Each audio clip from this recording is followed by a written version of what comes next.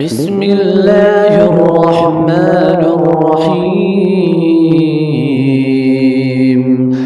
الحمد لله الذي أنزل على عبده الكتاب ولم يجعل له عوجا قيما لينذر بأسا شديدا من لدنه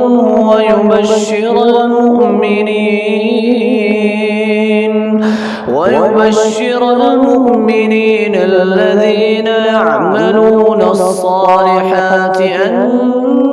لهم أجرا حسنا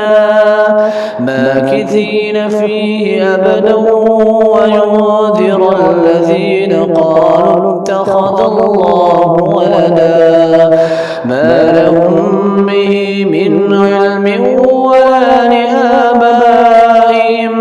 كبرت كلمة تخرج من أفواههم إن يقولون إلا كذبا فلعلك باخع نفسك على آثارهم إن لم يؤمنوا بهذا الحديث أسفا إنا جعلنا ما على الأرض زينة لها لنبلوهم أيهم أحسن عملا وإنا لجاعلون ما عليها صعيدا جرزا أم حسبت أن أصحاب الكهف والرقيم كانوا من آياتنا عجبا إذ أوى الفتية إلى الكهف فقالوا ربنا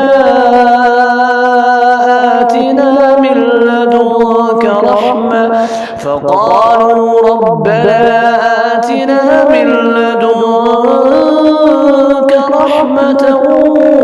وهيئ لنا من أمرنا رشدا.